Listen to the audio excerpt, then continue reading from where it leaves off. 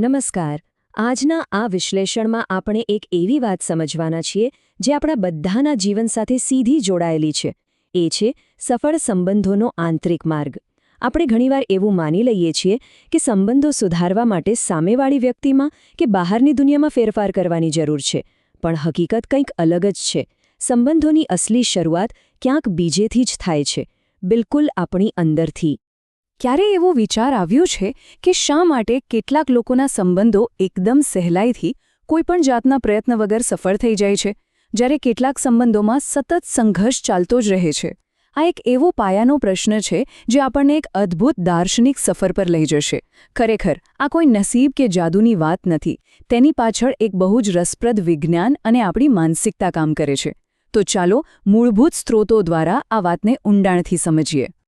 અહીં દર્શાવેલ આ મૂળ સ્ત્રોત ખૂબ જ સુંદર રીતે સ્પષ્ટ કરે છે કે કોઈપણ સંબંધનો અસલી પાયો શું છે. આ લખાણ માત્ર કોઈ સામાન્ય શબ્દો નથી, પણ સંબંધ બાંધવા અને આત્મસન્માન કેળવવા માટેના કેટલાક ગહેન જીવન પાઠો છે. આકર્ષણ અને માનસિકતા અંગેના કેટલાક એવા સિદ્ધાંતો અહીં આપેલા છે જે આપણે આપણા રોજિંદા જીવનમાં સીધા લાગુ કરી શકીએ છીએ. આ જ માર્ગદર્શક સ્ત્રોતમાંથી આપણે આજે એક એક કરીને મહત્વના મુદ્દાઓ સમજીશું. આંતરિક વિચારો અને ઈરાદાઓ જે કોઈપણ સાચા જોડાણનો પાયો છે. આ સ્ત્રોતનો પહેલો અને સૌથી શક્તિશાળી સિદ્ધાંત એ છે કે જ્યારે પણ આપણે કોઈ સંબંધ બાંધવાનો ઈરાદો રાખીએ છીએ, ત્યારે આપણા વિચારો, શબ્દો, કાર્યો અને આપણી આંતરિક ઈચ્છાઓ વચ્ચે પૂરેપૂરો સુમેળ હોવો જોઈએ. જરા વિચારો, જો આપણા મનમાં કંઈક બીજું જ ચાલતું હોય અને બહાર આપણે કંઈક અલગ જ વર્તન કરતા હોઈએ, તો શું એ સંબંધ લાંબો ટકશે? બિલકુલ નહીં. એ વિરોધાભાસ ક્યારેય સાચું જોડાણ થવા જ નહીં દે. સાચું જોડાણ તો ત્યારે જ શક્ય છે જ્યારે આપણી આંતરિક અને બાહ્ય દુનિયા બંને એક જ દિશામાં એકસાથે વહેતી હોય.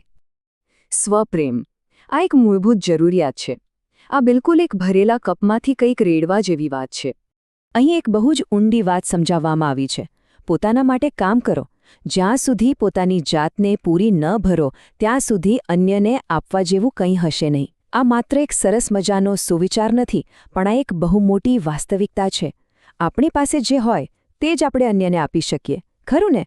જો આપણી અંદર જ પ્રેમ, શાંતિ કે ખુશીની કમી હશે, તો આપણે એ બીજાને કેવી રીતે આપી શકીશું?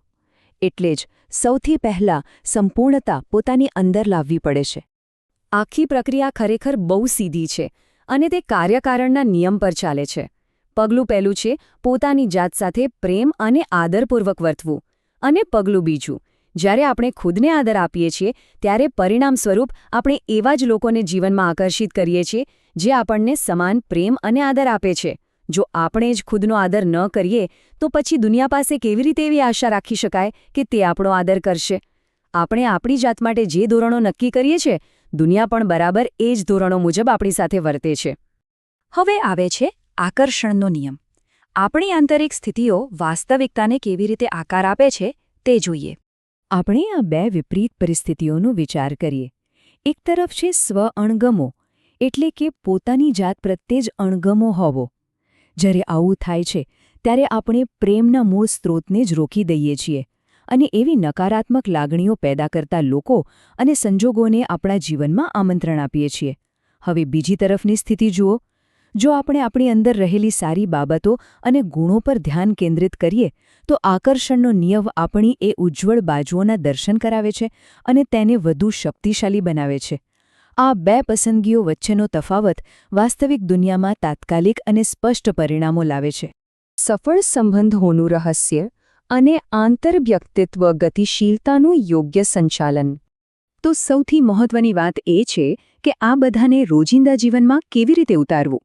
કોઈ પણ સંબંધ સફળ બને તે માટે બીજી વ્યક્તિમાં જે કંઈ પણ સારા ગુણો હોય તેના દિલથી વખાણ કરવા જોઈએ. તેમના વિશે ફરિયાદ કરવાનું બિલકુલ બંધ કરી દેવું જોઈએ. જો આપણે માત્ર ને માત્ર તેમની શક્તિઓ ઉપર જ ધ્યાન કેન્દ્રિત કરીએ, તો બદલામાં આપણને તેવી જ શક્તિઓ અને હકારાત્મકતા પાછી મળે છે. આ કોઈ જાદુ નથી હોતો, પણ માનવ મનોવિજ્ઞાનનો એક સચોટ નકશો છે. જ્યારે અન્યની સારી બાબતો જોવાની આદત પડે છે, ત્યારે આપોઆપ સંબંધમાં એક નવી ઊર્જાનો સંચાર થાય છે. આજના આ શક્તિશાળી સિદ્ધાંતોનું વિશ્લેષણ પૂરું કરતા પહેલા એક પ્રશ્ન ચોક્કસ વિચારવા જેવો છે. આજે અન્ય લોકોમાં કયા સારા ગુણો પર ધ્યાન કેન્દ્રિત કરવાનું પસંદ કરવામાં આવશે?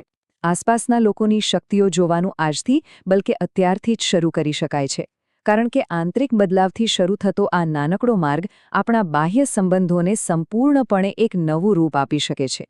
આજના વિશ્લેષણમાં જોડાવા બદલ ખૂબ ખૂબ આભાર. પ્રાપ્ત થયેલી આ માહિતીને ચોક્કસથી જીવનમાં ઉતારવાનો પ્રયાસ કરજો. નવું શીખતા રહો અને આગળ વધતા રહો.